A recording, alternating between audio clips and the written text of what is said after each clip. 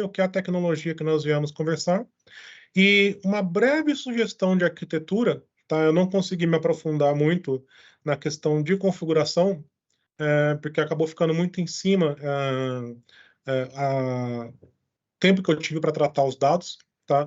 Mas fazendo sentido para vocês, o próximo passo seria a gente fazer aí um deep dive e ir lapidando cada vez mais a sugestão de arquitetura.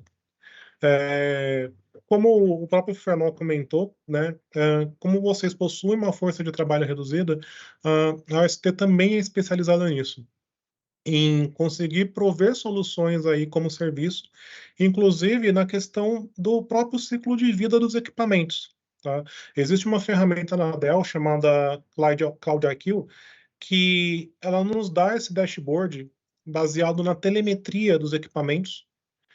Todos os equipamentos da Dell, quando é ativado o suporte, esse equipamento envia uma telemetria para a Dell, tá? Que a gente consegue ter esse acesso e apoiar vocês, inclusive, na previsibilidade do ciclo de vida desse equipamento. Então, nada mais é do que ele vai me trazer informações que ele vai me dar, por exemplo, o dia exato que seu storage vai chegar no fim. Isso é muito interessante porque um quarto antes, um semestre antes, a gente consegue sentar aqui com vocês e entender qual que seria a melhor solução, substituição ou expansão. Isso daí é um serviço da Dell, muito legal, ele é gratuito, então quando você faz a aquisição do hardware, você já tem direito a ele, mas muitos clientes não usam, não sabem nem da existência deles. Então, só conceituando um pouco o ST, tá? Nós somos especialistas nessas soluções. Nós trabalhamos tanto no mercado privado quanto no mercado público. Tá? A nossa prioridade aí é sempre ofertar uma TI eficiente, econômica, segura e principalmente trazendo inovação. Hoje, basicamente, nós temos alguns headquarters aí, nós temos algumas bases. Tá? O headquarter é em São Paulo. Estamos com um novo posto em Recife também agora, tá? Aqui em Brasília, o contato de vocês é a Geisa. Aqui tem a Geisa, que auxilia a gente aí, ajudou na parte do VM também. Exatamente. Contato aqui de vocês é a Geisa, tá? Mas nós estamos espalhados aí basicamente em todas as regiões aí do país, tá? Você fica em Brasília também? Eu fico em São Paulo, em São Paulo, só que como eu sou do nós não trabalhamos por território, sim por tecnologia, por especialização, tá? Então, eu sou especializado em soluções de data center, então eu apoio todos os times de todas as regiões. Tá ok. Então, o que você vai apresentar aqui no caso é só essa parte de storage, não é isso? Na verdade, servidor, você trabalha também com servidor, tipo esses R740, essa linha. Isso, o que eu vou apresentar aqui para vocês é uma solução que ela unifica tanto a parte de storage quanto de servidor, que é a chamada hiperconvergência. Então, a gente consegue fazer uma consolidação de dois equipamentos em um, que vai trazer ali tanto redução de custos operacionais, quanto a questão da elasticidade. Tá? Todo mundo sabe o quanto é difícil além de manter um storage saudável, o quanto é difícil também quando você precisa expandi-lo. Dependendo do fabricante, você precisa licenciar disco, ou você precisa licenciar gaveta, aí o seu storage já é um equipamento antigo, você não encontra mais peça para fazer essa expansão. Tá? Inclusive, a gente está com um cliente aqui de Brasília mesmo, que ele tem um storage antigo, chegou no fim, o storage, ele precisa de expansão e ele já está há 6 meses aguardando o disco vir de fora, porque não é mais fabricado o disco, então ele está com um sério problema aí da questão de expansão de storage. E quando a gente está falando da hiperconvergência, ele não tem esse problema. Vou chegar nesse ponto, vocês vão entender quão simples é, tá? E o quão prático também. Tá, João. Eu mudo aqui para você apresentar, senão eu vou ficar perguntando e não sai do lugar, né? Não, tranquilo. Só mostrando aqui os parceiros estratégicos, tá, que nós representamos. Vou voltar aqui, tá? Sim, somos representantes Red Hat. E o detalhe, tá? Fabricante alto nível de parceria. O que é ter mais alto nível de parceria? São profissionais certificados nas tecnologias, os vendedores também são certificados, então nós sabemos falar dos produtos, inclusive sabemos fazer parte de implementação, sabemos fazer toda a camada de Esse já é o consultoria futuro, fim que a será fim, tá? Red Hat, VMware, Vim, Ubiquiti, AWS e Dell. Esses são os nossos principais parceiros, tá? Outro ponto importante, nós somos certificados CertGov. Então, essa é uma certificação aí que leva um certo trabalho para conseguir conquistar, uma auditoria bem pesada, tá? Principalmente na camada jurídica. Nós temos aí o selo CertGov para fazer vendas em governo com credibilidade. Então, passando aqui já para o produto que a gente vai conversar hoje, tá? É o VxRail. Ele é um equipamento da Dell hiperconvergente. Então, o que seria essa questão da hiperconvergência? Nós estamos abstraindo toda a camada de computação e a camada de storage e transformando elas definida por software. Em resumo, nós fazemos a virtualização não só das máquinas virtuais, como também ele é capaz de fazer a virtualização do storage e usar discos de alta performance para entregar um storage definido por software. Os pontos positivos disso é que você tem uma elasticidade muito grande para crescer e você consegue ter performance melhores do que storages tradicionais. Por que isso? A gente está falando de discos NVMe ou discos SSD que são extremamente performáticos, que estão na barriga do servidor, conversando na velocidade do barramento. Então, isso consegue chegar a velocidades muito maiores do que uma rede SAN. Os benefícios da hiperconvergência, falando em questões práticas, é a questão da agilidade. A LG, né? Vou tirar uma fotinha, tá beleza? Beleza. É a questão da agilidade, tá? A velocidade, eficiência e economia para transformar em alguns cliques o seu data center 100% on-premise numa nuvem híbrida ou numa nuvem privada. A questão de escalabilidade. Você não precisa já começar no pior cenário. Quando a gente está falando de aquisição de storage, a gente sempre compra para o pior cenário. A gente compra já pensando no último megabyte que a gente vai usar daqui a 5 anos. Porque se a gente não compra agora, corre esse risco que eu comentei de não vai ter mais disco, não tem mais expansão, o equipamento está descontinuado. No caso do VxRail, você não precisa pensar dessa forma. Você pode começar pequeno, com a realidade que você tem hoje, e conforme a sua necessidade for aumentando, você vai tanto capacitando o servidor com mais discos ou colocando mais servidores um em cima do outro. Ele é completamente modular e ele é simples. Por quê? O VxRail ele já está entrando na 16ª geração.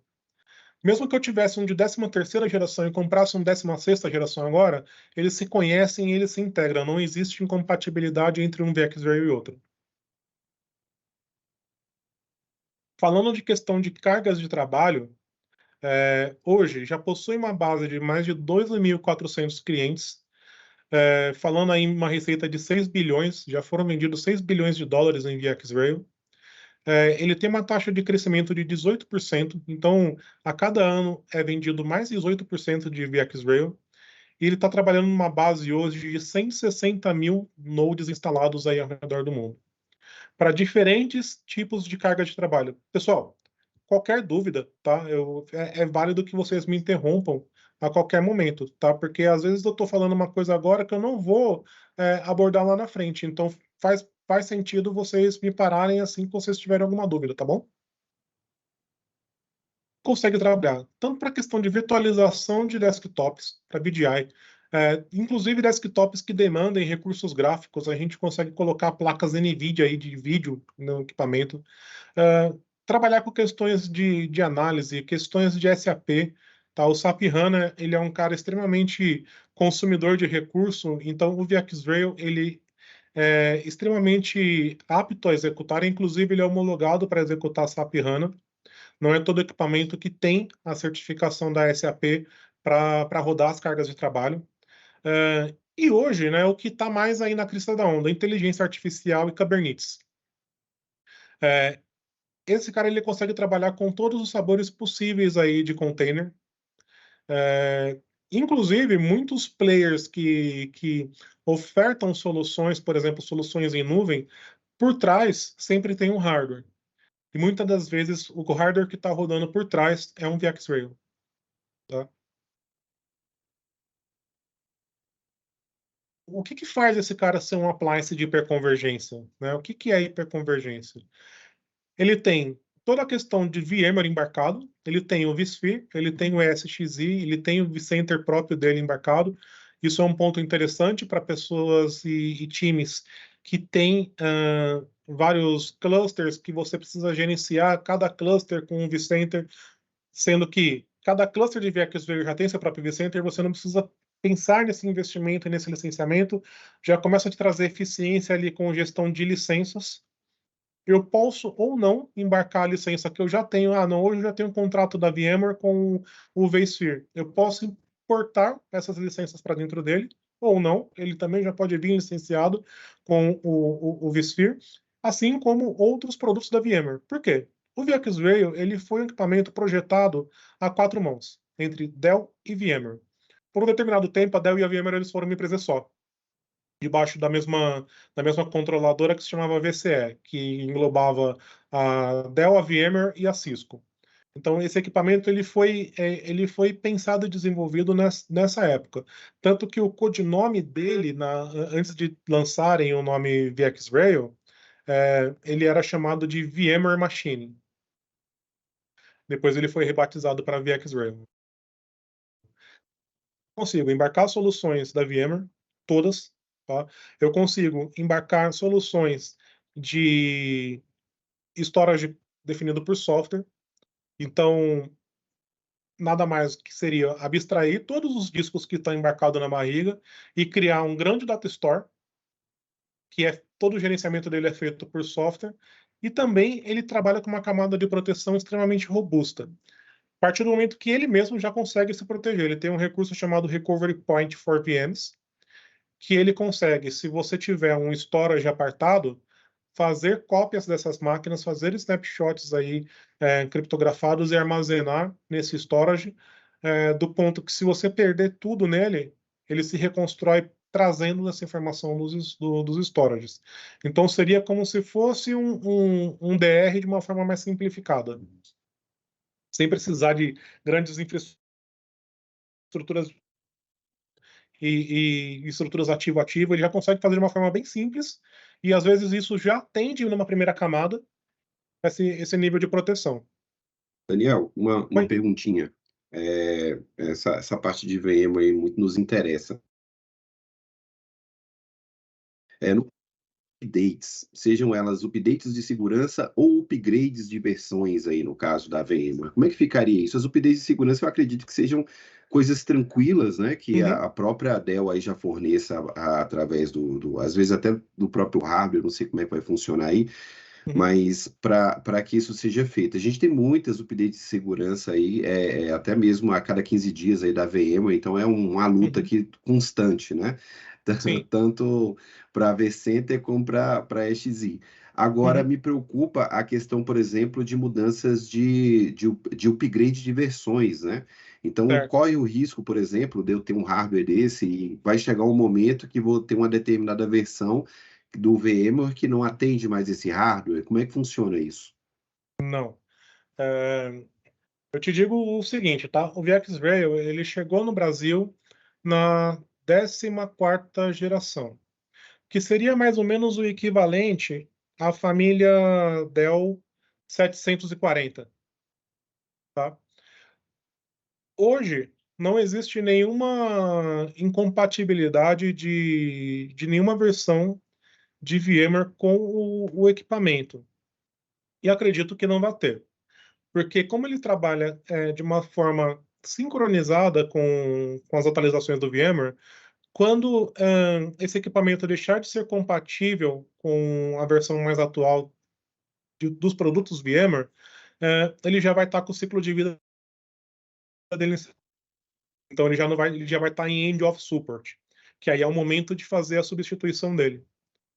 Outro ponto interessante do VxRail é que ele possui um recurso chamado Lifecycle Manager.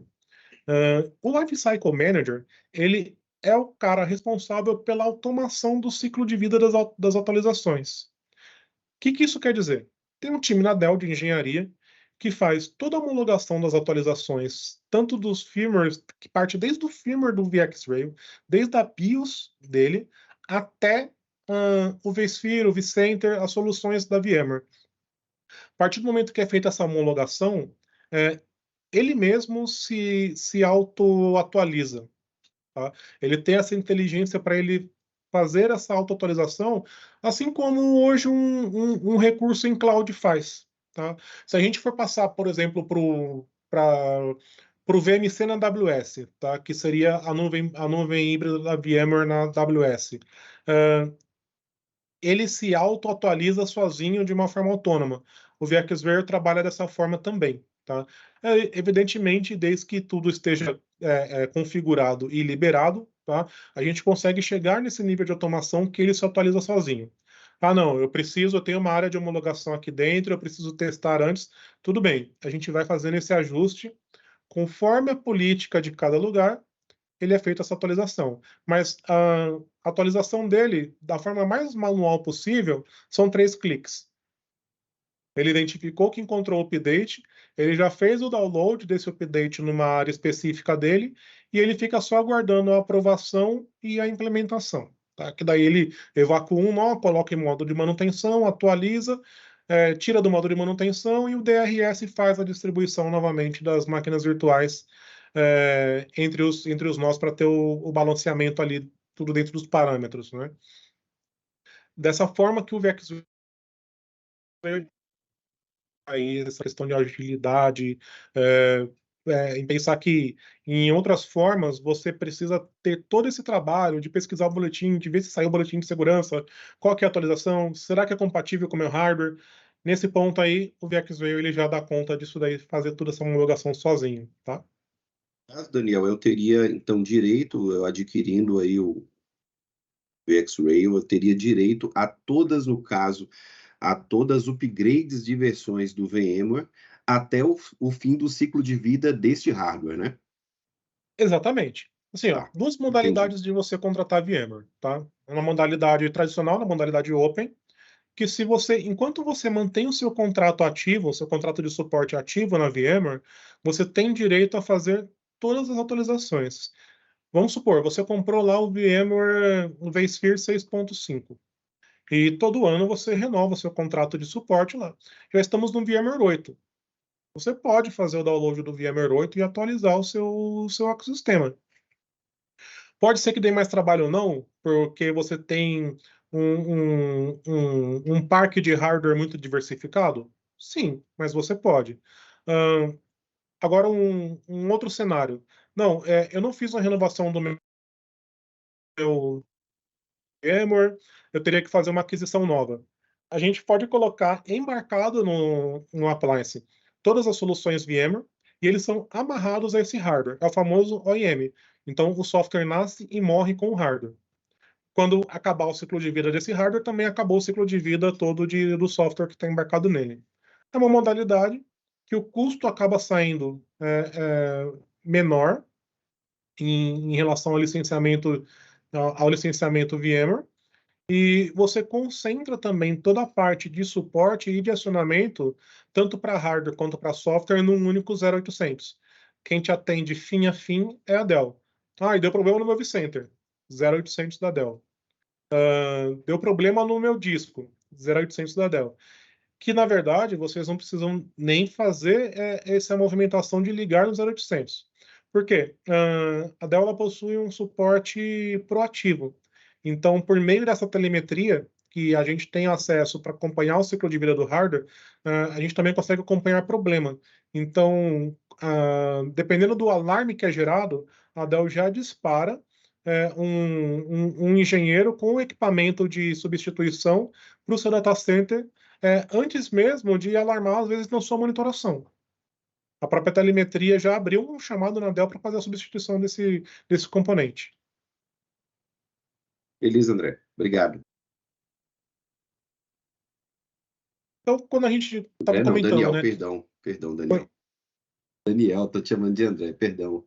Não, sem problema. É possível, tá? Começar pequeno. E esse é um grande diferencial. Principalmente quando a gente está fazendo uma comparação ao modelo tradicional, que eu tenho que comprar servidor, colocar o servidor de um lado, comprar storage, colocar storage do outro lado.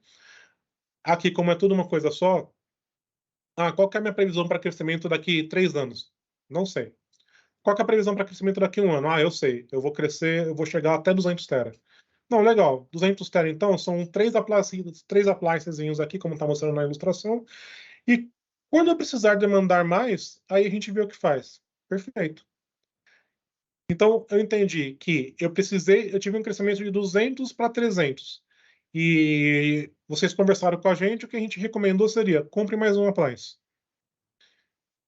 Você empilhou, e o mais interessante é o seguinte, a partir do momento que você já tem um cluster VxRail, quando você compra um novo nó e faz a instalação dele, a partir do momento que você tirou ele da caixa, colocou ele no rack, energizou e você espetou ele no switch topo de rack, o próprio VxRail Manager entende que existe um nó novo dentro do ecossistema e ele mesmo se configura. O que eu estou querendo dizer é que em menos de meia hora você já conseguiu expandir seu cluster na totalidade de uma forma mais automatizada possível. A única coisa que ele vai te perguntar é: deseja expandir para esse novo componente? Sim. A partir daí, ele faz tudo sozinho.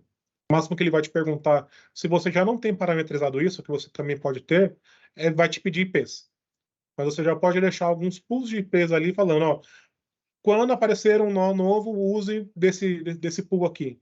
Tá? Então, a gente consegue levar esses equipamentos para um nível de automação extremamente agressivo. Principalmente quando a gente está trabalhando com equipes aí que tem braço reduzido. Tá? Daniel, como é que é feita a integração do cluster de VxRail? Como é que eles se falam entre eles? É tudo via rede, UTP, ou existe um barramento específico dentro dos dispositivos? A minha pergunta é mais com relação a disco, né? Tudo via rede, tá? Ele dedica uma rede específica para isso, tá? Ele dedica uma VLAN específica para isso, para ter essa comunicação. Ele consegue trabalhar desde essa comunicação, o mínimo é 10 GB, tá? É mandatório ser uma comunicação a partir de 10 GB. Sempre a gente faz isso daí com uma redundância.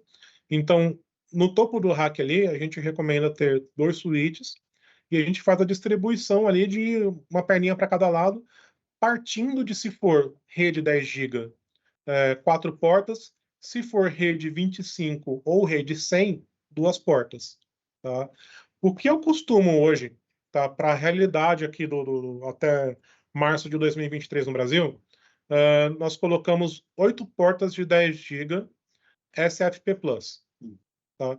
Então, ele já é compatível com os cabinhos Twinex, que são cabos que tem a GBIC chumbada na ponta, ou dá para trabalhar com GBIC fibra também. Aí fica a escolha do dono do switch ali de quais são as regras. Tá?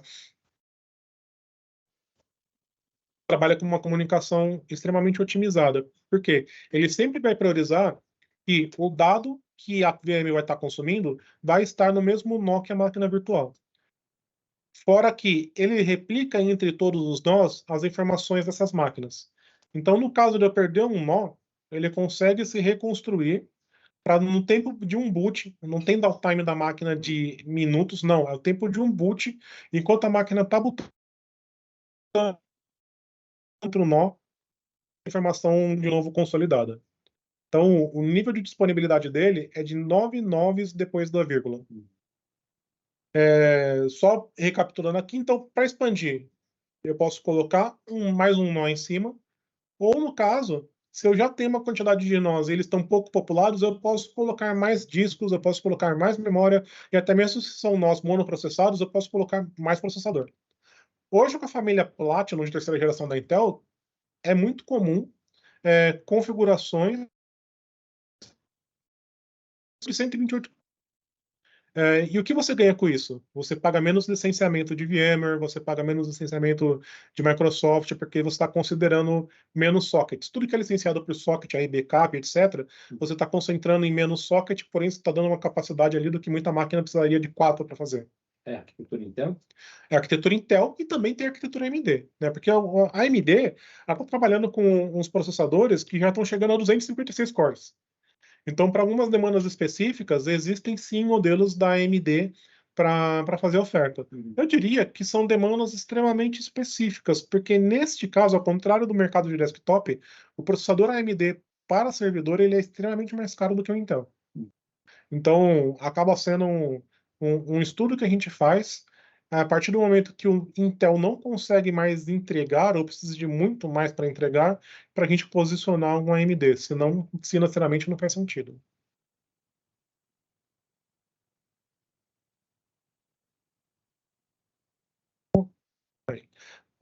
Tem um estudo no IDC, tá, que... Eu não quis carregar a imagem. Acho que eu perdi meu... Não, não é a internet não. Acho que o... Deixa eu copiar essa apresentação para o disco local. Porque como esse HD eu uso ele conectado no Mac, às vezes ele dá problema aqui no Windows. Um segundinho, gente. Uma pausa aí pro Fernando tomar uma água.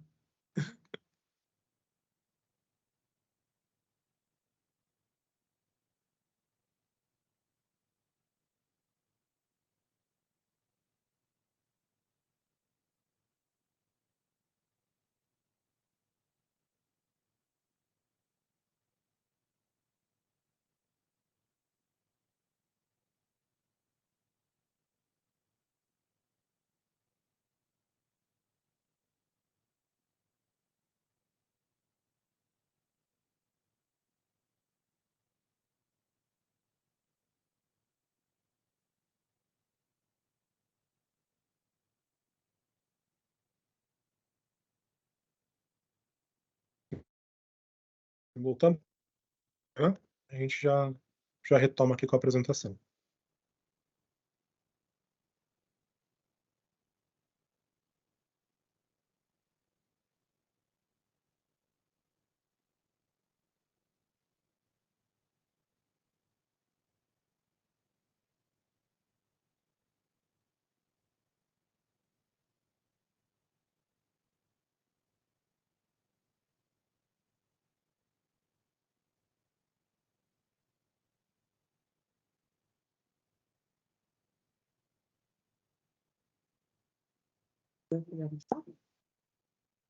Pode ser. Você vai voltar. Ah, sei lá, eu sou turista. Muita comida. Ué, Geisa, você tá aí na reunião caladinha, pô? Tinha te visto, Hã? tinha te visto aí não, tudo bem? Tô aqui, tô aqui. Tô aqui na sala do Gonçalves, aqui, ó. Ah, tudo jóia? A dona aqui da sala do Gonçalves. Agora, que não, tratação, que não pode é servidor público, você sabe que fazendo tudo certo já tá culpado, já tá errado, né? Mas é verdade, é verdade.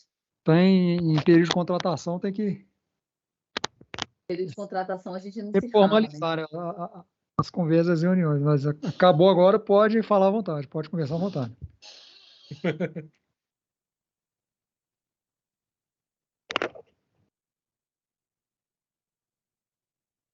Vocês estão aí tudo na vidinha boa em casa, né? Ninguém quer ir pro sol.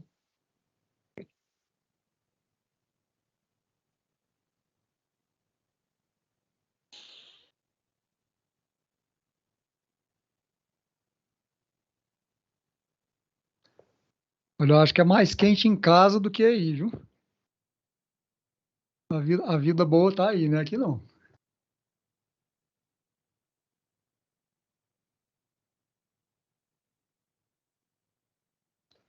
A vantagem é o trânsito, né? Que você não tem que pegar. Perder tempo em trânsito todo dia.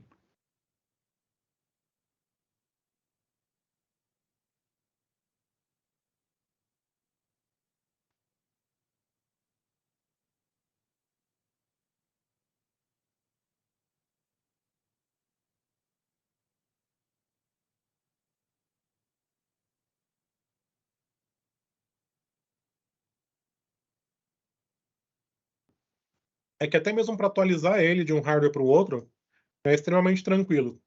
Você espeta todo o equipamento novo e manda fazer um vMotion. É tão simples quanto qualquer outra coisa, tá? Você, em questão de horas ali, você consegue migrar todo o seu workload para um equipamento novo. Então, o interessante do VxRail é que ele trabalha com essa opção de armazenamento flexível. Então, eu posso começar com pouquíssimos discos dentro dele e crescer.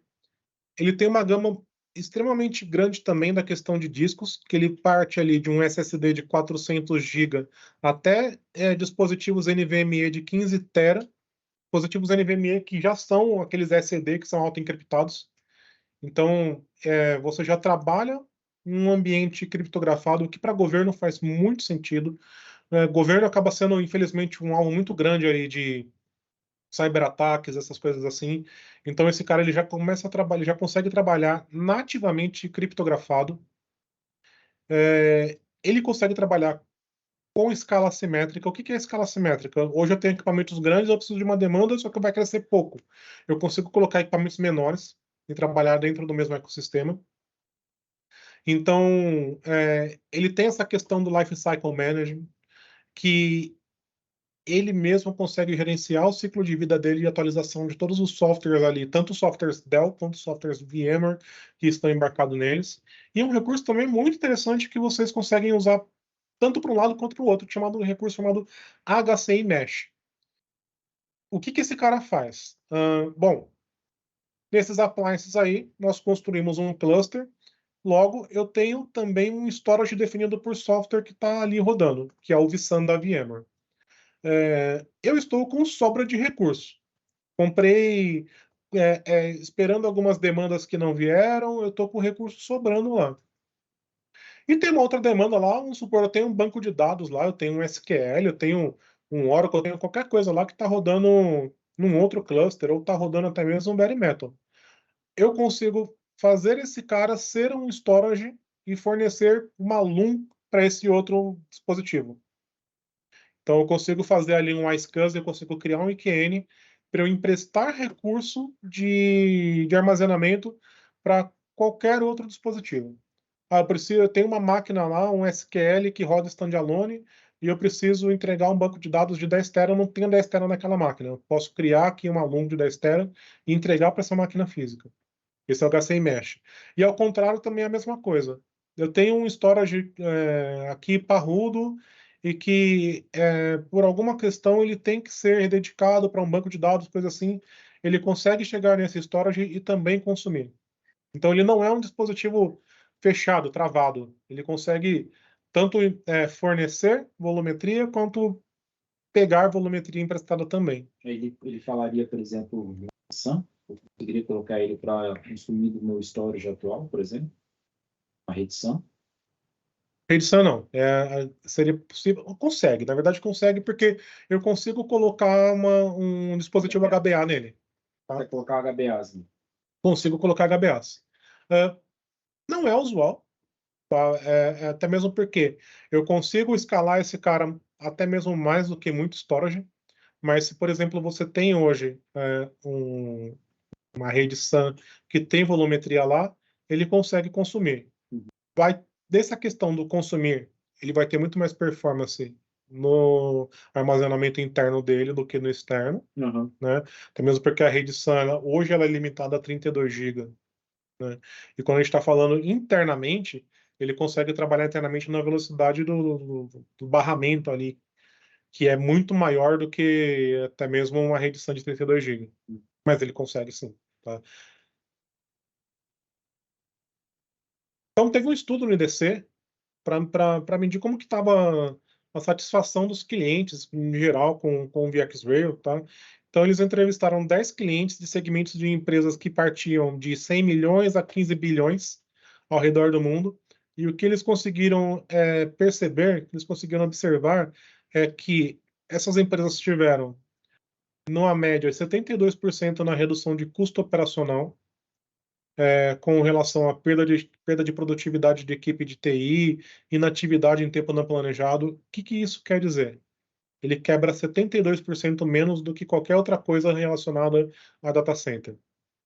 Ele quebrando menos, as equipes têm que parar menos, têm que fazer menos hora extra, tem que ter menos janela de manutenção, porque o Lifecycle Manager ele já dá conta de fazer os updates, então ele está trazendo mais eficiência para os times de TI. Ele consegue trazer ali, em média, 452% de ROI em 5 anos. Ou seja, esse cara ele tem um retorno extremamente interessante, falando do quanto que você bota para investir nele. Tá? Já estou há certo tempo trabalhando com a hiperconvergência, eu nunca vi ninguém voltar para o cenário antigo de 3 camadas, de servidor, storage e switch SAN. Eu nunca vi ninguém voltar.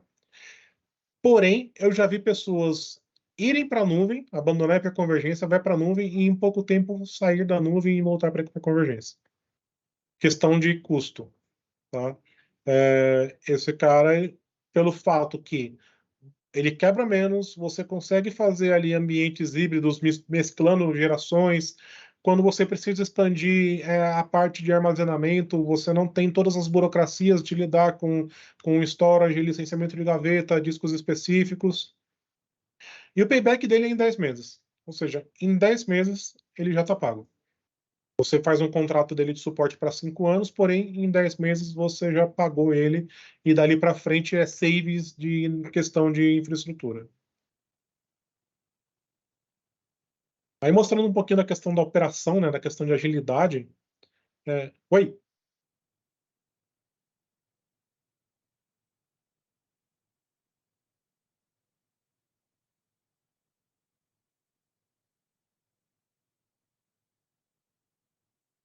Uhum.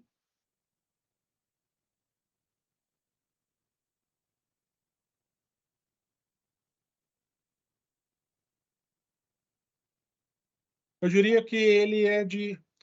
Dependendo da configuração, tá? Ele vai de 35% a 40% mais barato. Por que eu digo isso? Mais barato. Storage é caro. Disco de storage é caro. Licenciamento de storage é caro.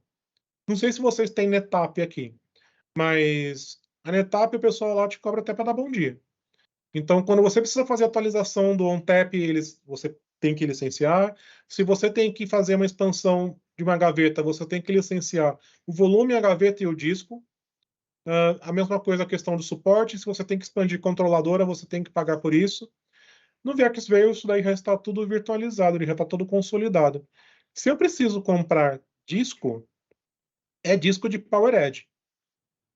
É lógico, né, que dentro dos discos que são compatíveis com o PowerEdge, tem desde o disco menos performático até o NVMe, que é o mais performático. Mas você não está pagando licença em cima de um disco para PowerEdge. Você não tá, você precisa fazer uma expansão, você não vai comprar uma enclosure, você vai comprar mais um VxRail. Então, você, nesse empilhamento ali de soluções que você vai consolidando, tá? Por exemplo, numa rede SAN, eu não preciso comprar um Brocade. Esse cara, ele consegue trabalhar 100% na rede LAN, porque o dado, ele está embarcado nele. Então, o que eu vou precisar na questão de conectividade? Switch topo de rack. Se você já possui switch topo de rack dentro das especificações, que é o mínimo de 10 GB por porta, ter a quantidade de portas necessárias, livre, você não precisa nem ter esse investimento em rede SAN, em controlador HBA, em cabo SAS para fazer a conectividade. Então, item a item, item por item, ele acaba saindo de 35% até 45%, às vezes até mais, porque a Dell consegue dar incentivos de desconto muito mais agressivos para a linha de VxRail do que para a linha tradicional. Então, por mais que o esqueleto desse cara seja um PowerEdge, então, por exemplo, a família P do VxRail, ele trabalha em cima de um chassi de um R750, o desconto que a Dell aplica no VxRail comparado ao R750 é muito mais agressivo. Porque esse cara, ele não faz parte da divisão de servidores, ele faz parte da divisão de storage de nova geração. Então, existe muito mais questões de incentivo e desconto nessa divisão da Dell do que na própria divisão de servidores. Muitas vezes um VxRail ele sai mais barato do que um servidor sem nada. Legal? Então, assim, ele traz mais eficiência também na questão de segurança de TI, porque ele tem essa questão de conseguir já trabalhar com criptografia nativa. Ele tem essa questão também da autoproteção, que ele faz com recovery point. Redução de custo operacional. E falando agora, assim, do básico, básico do básico do básico, data center. Eu consigo consolidar tantos servidores em poucos VxRail que você tem menos ocupação de rack, menos consumo de energia elétrica, menos consumo de ar-condicionado, e que isso na ponta acaba fazendo uma certa diferença. Compatibilidade com aplicativos, ele é o dispositivo, ele é o appliance mais compatível com aplicativos no mercado. Então, se, por exemplo, aparecer uma demanda de Red Hat lá para rodar OpenShift, ele é homologado para rodar OpenShift. Ele tem já tudo necessário para conseguir rodar OpenShift com a melhor performance. E assim vai por vários fabricantes e soluções. Daniel, Outra... só Oi? aproveitando o tópico aqui dos benefícios, Uhum, aqui na ICP nós temos uma média de downtime por normativo a 5 minutos por ano, né? É um uhum, downtime muito pequeno em relação a muitas instituições, principalmente sim, instituições públicas, né? uhum, Então é uma briga constante para poder não chegar nesse momento, né? Por isso uhum, nós temos aqui 3 sites e tudo mais. O certo. que você me diria a respeito dessa tecnologia que poderia contribuir, né, para que eu pudesse conservar esse downtime aí, conservar essa questão da redundância, para ser mais claro, né? A gente aqui trabalha com basicamente tudo redundante, né? Então, Uhum. como é que ficaria isso dentro dessa tecnologia, essa questão da redundância? Como é que eu poderia espalhar isso nos 3 sites, por exemplo, e ter uma redundância desses caras nesses 3 sites? É possível isso? É possível. É possível chegar em downtimes próximo a zero. Tá? É, nas sugestões de arquitetura, eu não fui tão profundo com essa questão de geolocalização de vocês, localidades e clusters. Eu consolidei mais para vocês terem uma noção do quanto é possível eu conseguir consolidar, conseguir espremer recurso em poucos appliances. Mas um próximo passo, a gente pode fazer esse deep dive de disponibilidade, mas ele consegue trabalhar com um recurso chamado Stretched Cluster, que seria um cluster estendido. Ou seja, eu posso ter um cluster. Evidentemente que eu vou depender do link, tá? Mas eu posso ter um cluster ativo-ativo com a UFSC. Brasília UFSC ativo-ativo. Se Brasília cair ou UFSC cair, o downtime é zero.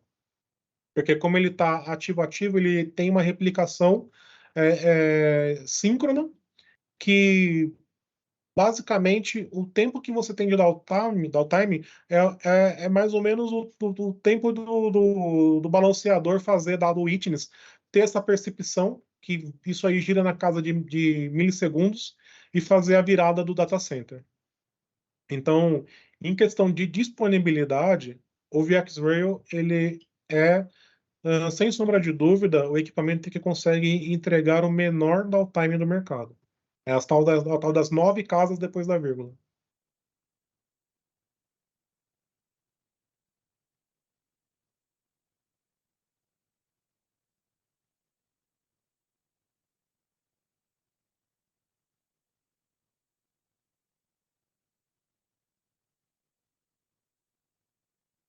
Não, é ativo, ativo.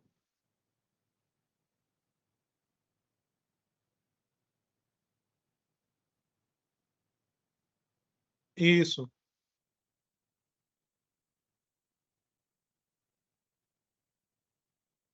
Qual que é a questão? Vamos supor assim. Você tem a carga de trabalho específica daqui de Brasília, rodando no data center aqui de Brasília. E vamos supor que você tem uma carga específica em Santa Catarina, rodando lá na UFSC. Esses 2 sites estão ativos, cada um com sua carga. Porém, eu consigo mandar a carga da UFSC replicar para Brasília e a carga de Brasília replicar para a UFSC. Então, se um dos dois cai, a única coisa que acontece é o que está de Santa Catarina aqui em Brasília, ele está com o atributo réplica. Então ele para de ter esse atributo réplica e ele assume um atributo, vamos chamar assim, de produção. Entendeu? É todo mundo replicando para todo mundo.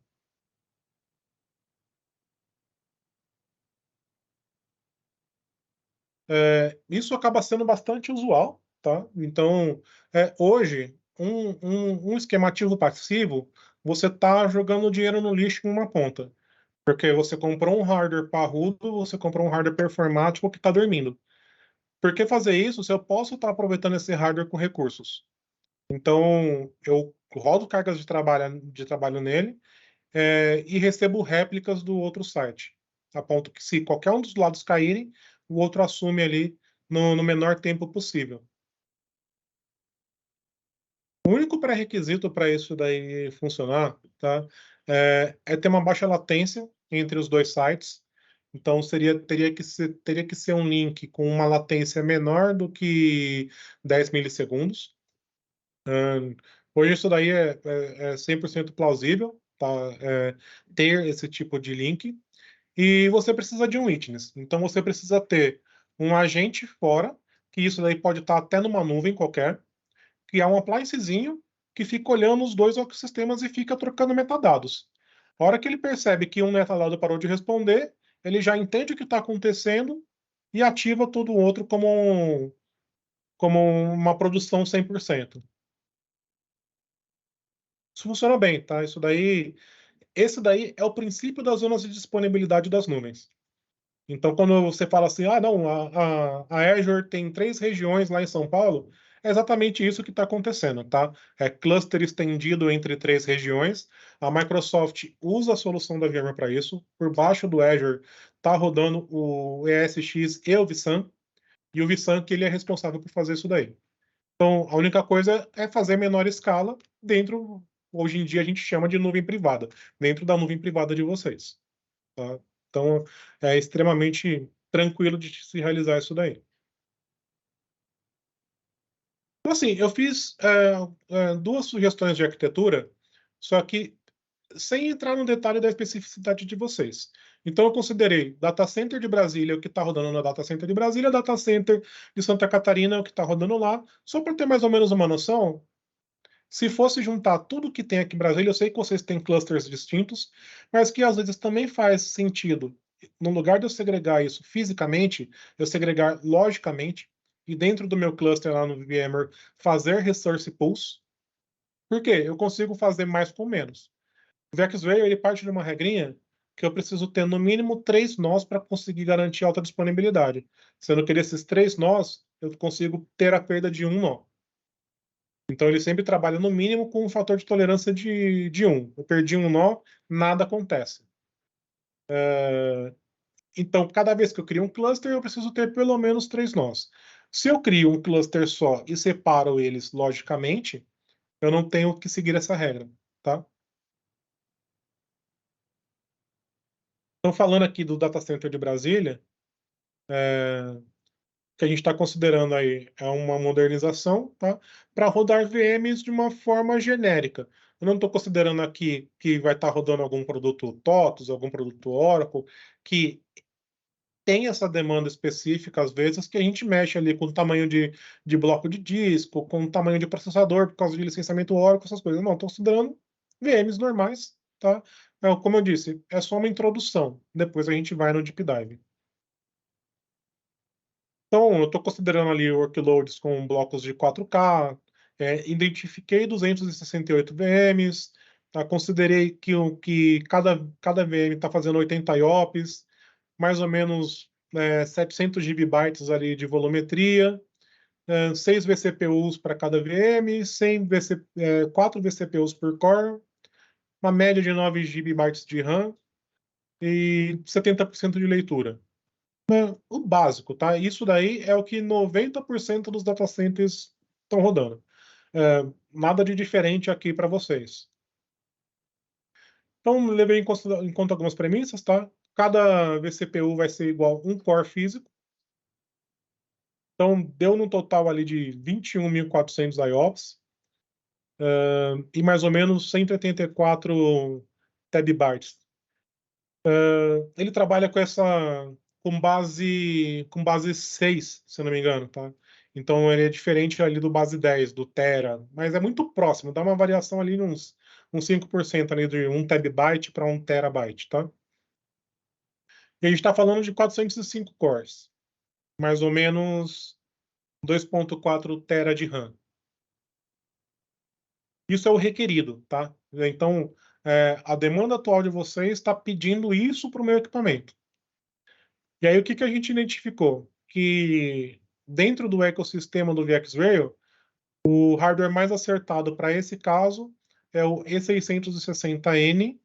Ele é um hardware com um chassi compacto, ele é de 1U, e seriam 8 nodes para suportar essa carga de trabalho. Porque apesar dele ser compacto, esse cara ele é capaz de suportar discos de 15 tera NVMe. Então ele consegue fazer muito de volumetria com pouco espaço. Então, em questão de CPU ali, a gente está falando de 2 CPUs ali do Intel 8362, ele é a linha Platinum. Esse cara ele trabalha com uma performance extrema, tá? Ele consegue fazer muita coisa. A gente está falando no total do cluster de aproximadamente 6 tera de memória e de 670 tera de volumetria. Por que isso? Eu coloquei uma estimativa de crescimento de 30% para vocês ao longo de 3 anos, tanto para memória, quanto para processador, quanto para disco. E também considerei questões de alta disponibilidade. Outro ponto interessante aí a se falar é que não estou considerando, mas o VxRail, tanto ao flash quanto ao NVMe, ele trabalha com dedupe e compressão. Então, esses 670 tera, isso é bruto, tá? Não está considerando o RAID. Esses 670 tera, você consegue, inclusive, fazer bem mais. Tá? Principalmente se for trabalhar, por exemplo, com VMs que tem muito dado frio. Ele vai deduplicando, ele vai fazendo compressão quando ele vai percebendo que o dado está frio. E você vai ver que, se esse for o comportamento natural das suas máquinas, ao longo do tempo você vai começar a ver que o espaço livre vai aumentar no lugar de diminuir. Se habilitar esse recurso, tá? Então, eu estou considerando para cada nó, no mínimo, 4 interfaces de 10 GB, que vai totalizar ali 32 interfaces, ou seja, 32 portas no switch para suportar a comunicação dele. Falando um pouco de capacidade, tá? Então, falando em gigahertz, aí são mais de 1.400 gigahertz, e aí a gente já está considerando a questão de disponibilidade, né? O amarelinho ali do spare, considerando as perdas, considerando queda de nó, considerando a margem de crescimento que ele coloca aqui, tá? Na parte de memória, a gente acaba tendo até sobra, porque como a memória a gente tem que ir crescendo ela de uma forma modularizada, então é de 16 em 16 ou 64 em 64, tem que dar um número múltiplo lá específico para não perder performance. Ele acaba tendo um pouquinho mais de folga na questão de memória, e isso até que é bom. Você consegue entregar mais para suas máquinas virtuais do que você está entregando hoje. Você tem folga para fazer um tuning nelas. E falando de storage, tá? Como eu disse, isso daqui era 670 bruto. Quando a gente coloca as proteções de RAID, se eu não me engano, para essa quantidade de nós, ele está em RAID 6, a gente está entregando ali já 265 tera de volumetria, que eu acho que é próximo o que o Fenol tinha me passado para esse data center. Já considerando também questões de crescimento e gordura, tá? Então, isso daqui que eu tenho em verde já está, inclusive, descontado a margem de crescimento. Não é que ele cresce para cá, não. Já estou considerando a margem de crescimento aqui. Então, isso daqui é aquela cota lá que você consegue emprestar para algum DBA lá, se ele precisar. Você faz o HCI Mesh e entrega esses 44 tera para ele, se ele precisar. Tá? Falando agora lá do cluster de Santa Catarina, a gente fez o mesmo estudo, tá? Mesma coisa, levantamos as capacidades e chegamos também aos números, porém, o equipamento é diferente, é um P670F, esse já não é mais NVMe, ele trabalha com SSDs, mas também SSDs da categoria SD, que são os auto-encriptografados. São 4 nós, que em questão de tamanho, de volume de rack, vai dar a mesma coisa que os 8, porque esse daqui é 2 Us. Aí aqui, em questão de CPU, a gente já vai para um CPU da família Silver, da Intel, que estaria duas famílias abaixo do Platinum daqui. Ou seja, ele tem a gente identificou uma carga de trabalho menor e um processamento menor lá também. Então a gente conseguiu colocar um CPU que tem um custo-benefício mais interessante. E aí, falando de tamanho de cluster, para os 4 nós do cluster, a gente chega ali em 64 TB de memória, a gente chega em 330 terabrutos, e o que a gente identificou é que a volumetria ela é maior. Então, as máquinas virtuais possuem discos maiores. Possuindo discos maiores e colocando menos nós, nós também estamos colocando 4 interfaces de 10 gigabits para esses dispositivos. Isso a gente entende que dá uma comunicação já extremamente performática. Nada que fazendo um deep dive, a gente não duplique essa quantidade para 8, ou a gente pode fazer também uma sugestão, não, eu preciso de uma comunicação mais robusta, mais parruda, de entrar com módulos de 25 GB, tá? Que aí podendo chegar a 100 GB ou 200 GB, tá? Dependendo da quantidade de módulos que a gente colocar, é só estar de acordo com o switch topo de rack. Se é um switch que tem portas de 25 GB, sem problema, tá bom? E aí, falando na questão de capacidade do cluster como um todo, tá? Aí a gente está falando de 368 GHz, pouco mais de 2 TB de memória e 108 teras de volumetria, já considerando também a questão de crescimento e a questão daquela gordurinha que sempre é saudável ter. O que a gente tinha para falar do VxRail inicialmente é isso, tá? Até mesmo para entender o que vocês acharam, se faz sentido para vocês, se cabe a gente fazer um estudo aprofundado e aí a gente levantar de fato as premissas. Não, os clusters precisam ser realmente separados, a gente precisa que o A replique com o B, o D replique com o F, e a gente fazer toda essa topologia, fazer esse estudo específico em cada cluster, tá? Isso é uma ferramenta da Dell que a gente executa, que ele vai pegar todas as questões de telemetria durante 7 dias, inclusive para pegar picos ali de processamento, picos de questões de memória, picos de IOPS, para a gente entender direitinho a tendência, quando a gente faz esse estudo, esse primeiro cenário que a gente propôs até diminuir, porque aqui a gente trabalhou com o lado frio da RVTools, e lá no Live Optics ele vai fazer uma curva mais assertiva, tá? Então a tendência é diminuir e a gente consegue fazer ali um trabalho mais de alfaiataria, aquela questão de maior personalização. Levantaram no...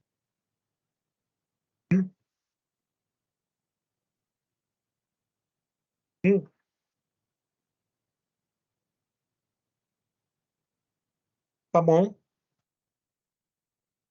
Uhum. Ah, perfeito.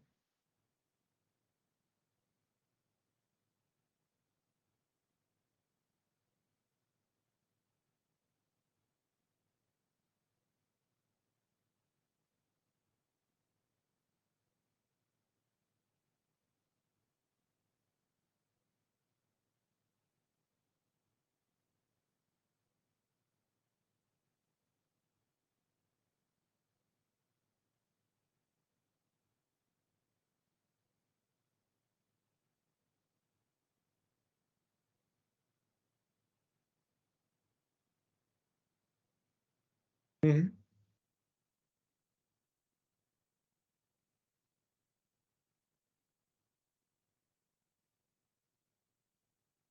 Uhum.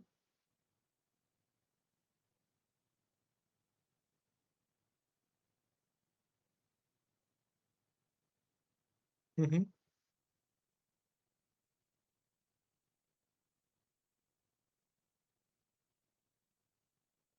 Uhum.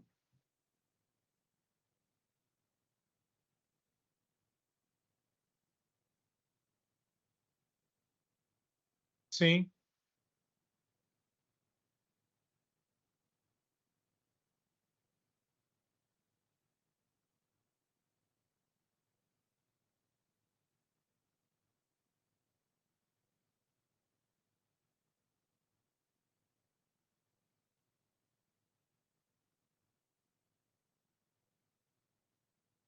Uhum.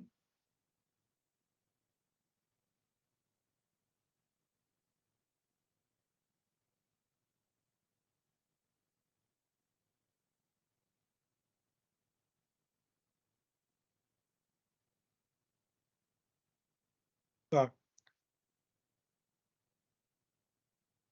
Conseguiu sim, e isso está muito fácil, tá? Por quê? A gente está trabalhando num órgão em Teresina que eles nos pediram exatamente isso.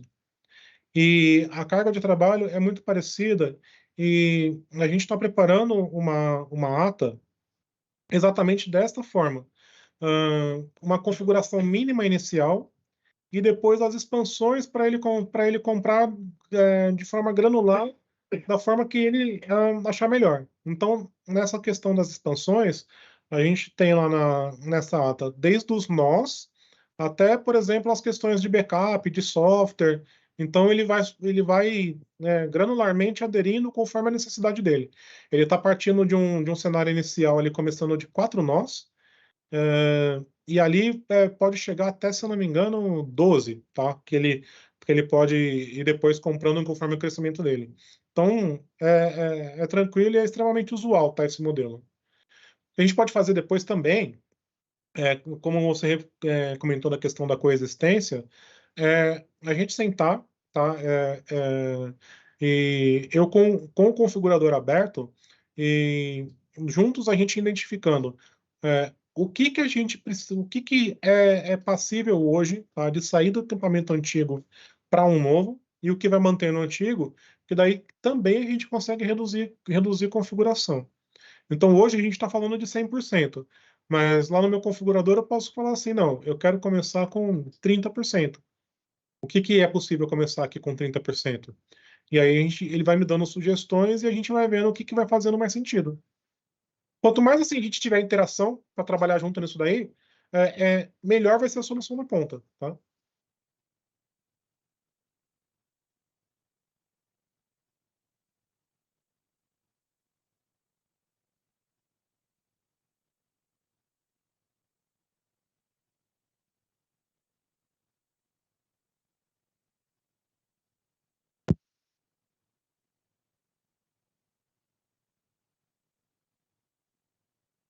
Tá, tá. É isso que eu ia falar, viu, Fenol? Você até pediu para a gente poder dar uma olhada. É aquela velha lista de compra, né? Da Uhum, dona de casa. A gente só consegue saber o que a gente vai comprar quando a gente tem dinheiro, né? E a gente precisa saber quanto de dinheiro que a gente tem, quanto que custa, né? Para uhum. depois começar a brincadeira mais técnica mesmo, propriamente dita, né? Então, talvez uma conversa em casa aqui internamente a gente precise verificar esses valores para poder ver o que é necessário, tá? Tá. Eu queria ver com você, o Daniel, primeiramente cumprimentar aí pela ótima apresentação. Obrigado por ter tirado as nossas dúvidas aí. A gente, de vez em quando, é atropelado por uns fornecedores aí que você pergunta as coisas, os caras não sabem, né? Então você não, você chegou aqui e deu uma ótima aula aqui. Muito obrigado, né? Te agradecer por ter tirado as nossas dúvidas. Eu fiquei pensando apenas no seguinte: aqui a gente utiliza bastante, eu acredito que não seja o problema, tá? Mas não custa nada tirar a dúvida. A gente trabalha bastante com a parte de software livre, né? A gente Uhum, utiliza OpenBSD, utiliza bastante Linux, mas mais OpenBSD do que Linux. uhum. Então, assim, se a gente teria algum tipo de incompatibilidade com essa tecnologia, eu acredito particularmente que não, mas já fica aqui a dúvida gravada, né, que a gente tirou, então, Zero. Zero né? problema. Tá, Zero e problema. outra coisa que eu ia ver com você também é qual que é a compatibilidade dele com o Vim, se a Total, gente... Total, né? Então, ótimo, total, ótimo, total. 100% compatível com Vim, tá? ótimo. Nós também somos representantes da Vim, Uhum, tá? Eu especificamente sou engenheiro Vim também. legal. Então, a compatibilidade do VxRay com o Vim é a melhor possível e a melhor do mercado. Por que eu estou falando que é a melhor do mercado? Porque o nosso maior concorrente é a Nutanix. Só que o Vim, ele não tem uma compatibilidade 100% com o Nutanix, como o VxRail tem, tá?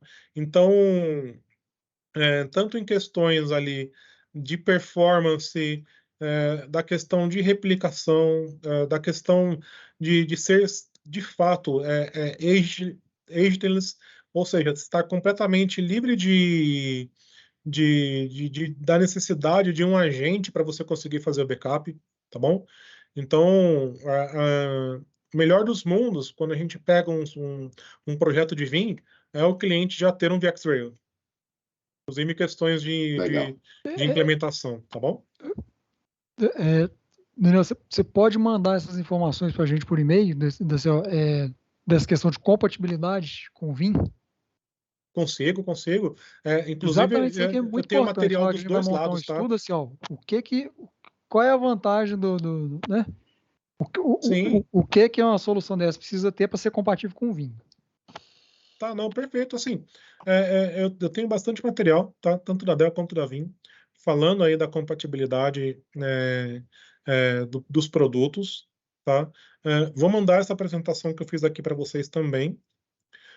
Vou colocar meu e-mail aqui no chat para qualquer momento, qualquer dúvida que vocês tiverem, vocês podem me mandar um e-mail, tá? Inclusive, não, ó, vamos combinar um dia, Daniel, da gente desenhar o cenário aqui das 3 regiões aqui e ver como é que a gente consegue trabalhar, começando de um mínimo, ou então bolar cenários, qualquer coisa assim. Estou 100% disponível para vocês, tá? Com relação a dar um apoio para vocês, fazer essa evolução tecnológica no ambiente de vocês, tá bom? E até mesmo questões de documentação. Eu sei o quanto é complicado, né? A questão vocês estavam até comentando, né? De trabalhar da forma correta, de fazer as coisas como manda o trâmite, né? Então, a gente tem que estar também muito baseado no nosso lado aqui em questões de documentação, de simplesmente provar do porquê, tá? E a gente está propondo um equipamento assim, quais são as vantagens, quais são os competidores, pontos positivos, pontos negativos. Então, se vocês tiverem dúvida, eu preciso saber a compatibilidade do Vim com o VxRail. Preciso saber a compatibilidade do VxRail com o OpenBSD. Podem mandar no meu e-mail, eu vou atrás da documentação oficial do fabricante, tá? Oficial da Dell ou oficial do outro lado. Daniel, preciso saber o comparativo entre VxRail e Nutanix. Eu tenho comparativos também, tá? Para mostrar que, tipo, não estou só ofertando porque é a solução que eu vendo. Não. Existem pontos aí específicos que devem ser considerados, tá? E podem contar comigo, tá bom? Vou colocar aqui no chat meu e-mail e fica aberto para vocês aí qualquer dúvida que vocês tiverem, tá bom?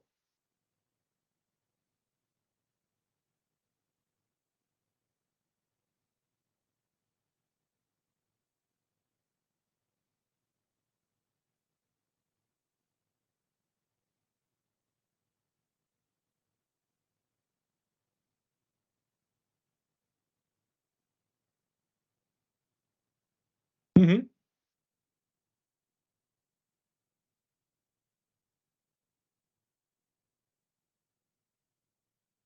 Tá,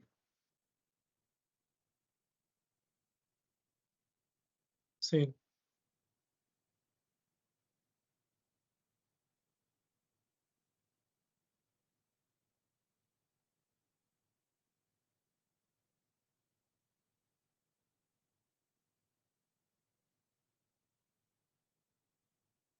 Vocês comentaram de Vim, o Vim pode ajudar nisso, tá?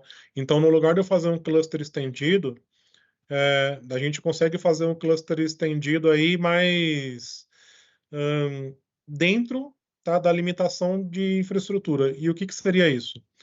É, Dentro do cluster da UFSC, eu provisiono espaço para receber as réplicas de Brasília e, ao contrário, a mesma coisa.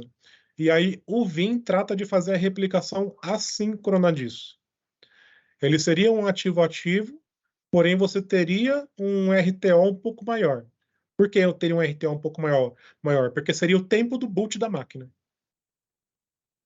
Então não seria só o tempo de uma virada de DNS, seria o tempo de boot da máquina, tá? Mas é possível. Se a questão é o link, é possível, tá?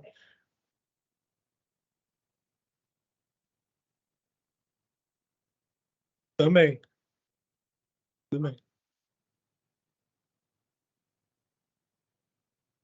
Uhum.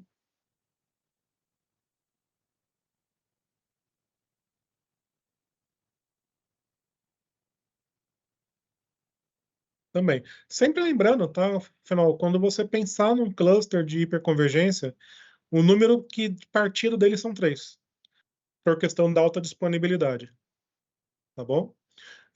Em alguns casos específicos é possível fazer com 2, mas daí a gente tem que fazer um estudo bem aprofundado, porque para fazer um cluster de 2 nós, eu tenho que ter o vCenter fora desse cluster. Então, eu precisaria no mínimo de 2 nós e mais um outro servidor pequeno lá, standalone, com um vCenter e um witness. A Tá? questão de 3 é até uma recomendação da VM, né, Daniel? É a recomendação de todo mundo, da É. VMware, da Dell, tá? Todo mundo, não tem Porque pra onde você correr. pode botar fogo num nó e aí nos outros 2 vão conseguir segurar. Então, a gente já parte de alta disponibilidade, de segurança. E aí, para atender essa regra dos 3, a gente consegue trabalhar ali com maior granularidade, a gente consegue, por exemplo, colocar máquinas com um processador, sendo um processador mais potente, e aí ter um barateamento do custo de software, tá? Já não vai ter o custo com o vCenter, porque cada cluster já tem o próprio vCenter embarcado. A gente consegue fazendo. E aí eu acho que acaba fazendo sentido para vocês em questão de orçamento, eu levantar para você o valor de um nó, tá, da série E e de um nó da série P. E a partir daí é só ir multiplicando conforme a necessidade de vocês para ter a noção do valor. Aí fica mais prático, né, mais rápido. Porque aí, independente do cenário que a gente pensar de arquitetura, você já tem o valor unitário. Tá bom?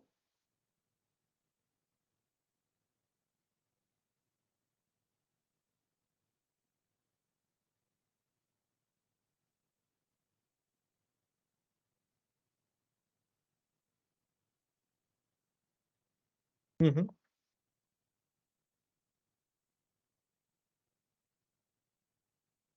uhum.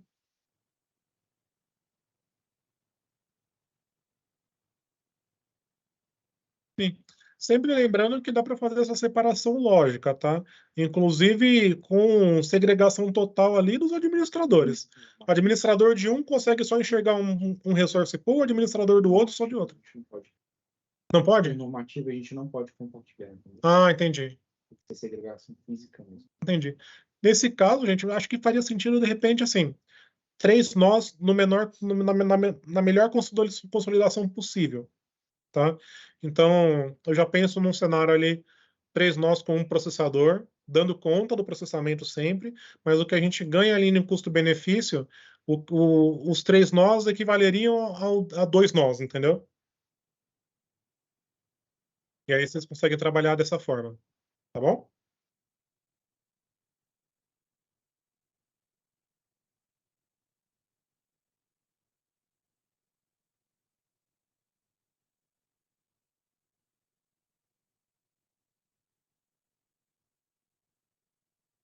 Uhum. Não, pode deixar.